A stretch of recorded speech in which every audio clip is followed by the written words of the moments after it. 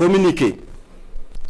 Il y a quelques semaines de cela, les services de renseignement ont intercepté plusieurs communications entre un individu et des chefs terroristes portant sur des détails des positions des forces de défense et de sécurité intérieure, des volontaires pour la défense de la patrie, ainsi que sur les opérations militaires. Après analyse technique approfondie, l'individu est identifié au nom de Bahari Abdraman et se trouve être un officier des forces armées burkinabè. Il est identifié appartenant au bataillon de justice militaire.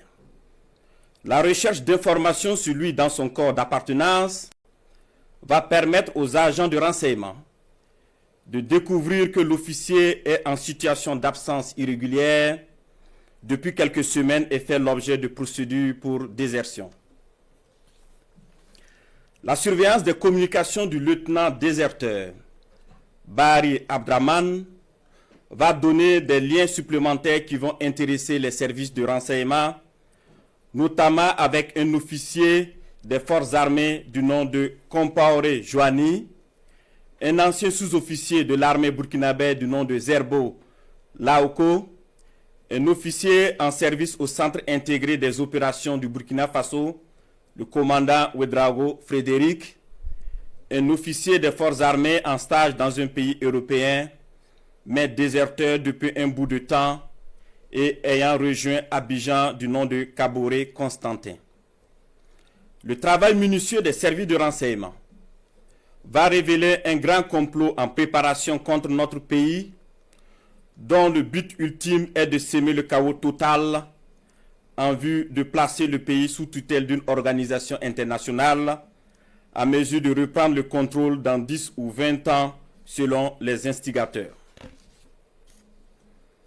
Des informations sensibles ont été passées aux terroristes en vue d'accentuer les attaques contre les forces combattantes et les civils dans le but de susciter la révolte contre les autorités. Aussi, d'autres stratégies ont été développées pour désorienter les services de renseignement afin de les amener à faire des arrestations massives au sein des forces de défense et de sécurité intérieure et espérer ainsi créer des frustrations et un sentiment de peur.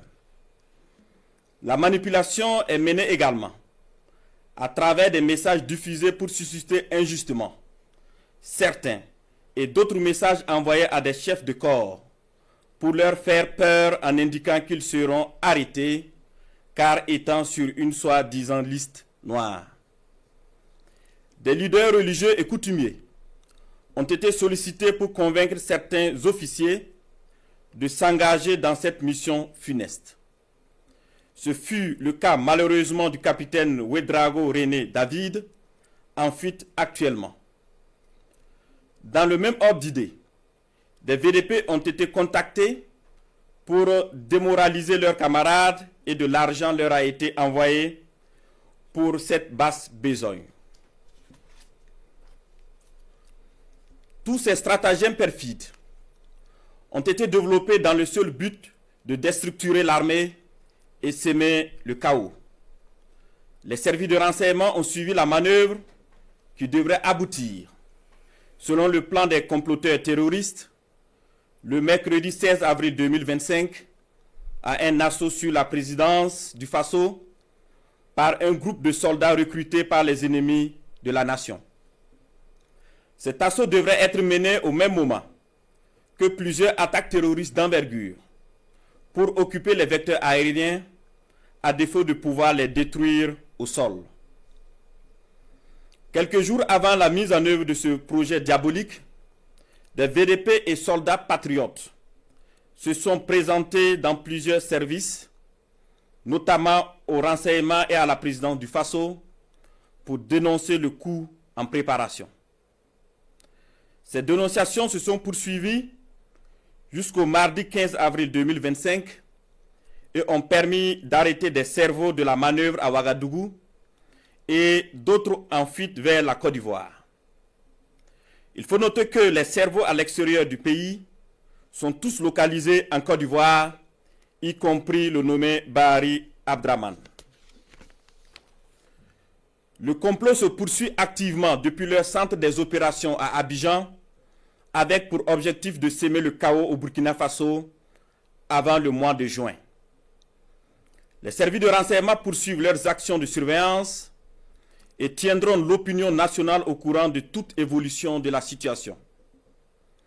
Plusieurs autres personnes impliquées sont suivies et assumeront les conséquences de leurs actes le moment venu.